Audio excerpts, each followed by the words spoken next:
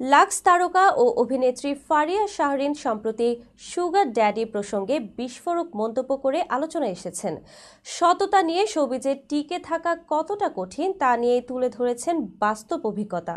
বিস্তারিত অঞ্জলি কবিরের টেক্সট রিপোর্টে। লাক্স তারকা ও জনপ্রিয় মডেল অভিনেত্রী ফারিয়া শাহরিন সম্প্রতি এক সাক্ষাৎকারে শোবিজ অঙ্গনের আলোচিত বিষয় সুগার ড্যাডি প্রসঙ্গে বিস্ফোরক মন্তব্য করে আলোচনার কেন্দ্রবিন্দুতে এসেছেন।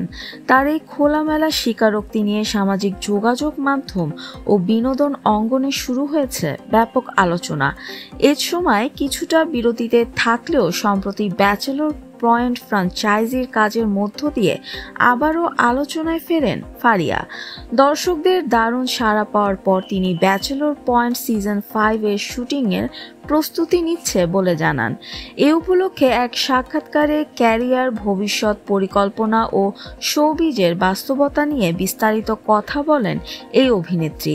মিডিয়ার অনেক অভিনেত্রীর আয় ও জীবনযাপন নিয়ে যখন প্রশ্ন ওঠে তখন ফারিয়া বলেন, দেখুন, শোবিজে যারা অভিনয় করেন তাদের অনেকেরই নিজের বাড়ি গাড়ি আছে। মিডিয়ায় থাকলে অনেকভাবেই টাকা কামানো যায়, কিন্তু আমার নিজের কোনো বাড়ি গাড়ি নেই। আমার মতো যারা কম কাজ করে এবং সততার সঙ্গে কাজ করে তাদের এসব না থাকাটাই স্বাভাবিক। তিনি বলেন, সারা জীবন বাপের গাড়িতে চড়েছি, এখনো নিজের কোনো গাড়ি নেই।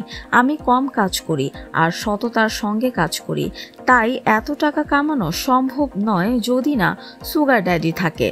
সরাসরি ও সাহসিকতার সঙ্গে তিনি বলেন, কম কাজ করেও যারা অনেক টাকা কামাই করে তাদের সুগার ড্যাডি থাকার সম্ভাবনা বেশি, কিন্তু আমার কখনো সুগার ড্যাডি ছিল না, এখনো নেই, ভবিষ্যতেও সুগার ড্যাডি থাকার সম্ভাবনা 100% নেই। ফারিয়ার এমন মন্তব্য শোবিজের আড়ালে চলা বিতর্কিত বিষয়গুলো নিয়ে নতুন করে আলোচনা তৈরি করেছে। তার বক্তব্যে অনেকেই বাস্তবতার ছাপ খুঁজে পাচ্ছেন, আবার কেউ কেউ তা নিয়ে সমালোচনাও করছেন। উল্লেখ্য, 2007 সালে লাক্স চ্যানেল আই সুপারস্টার প্রতিযোগিতায় প্রথম রানার আপ হন ফারিয়া শাহরিন।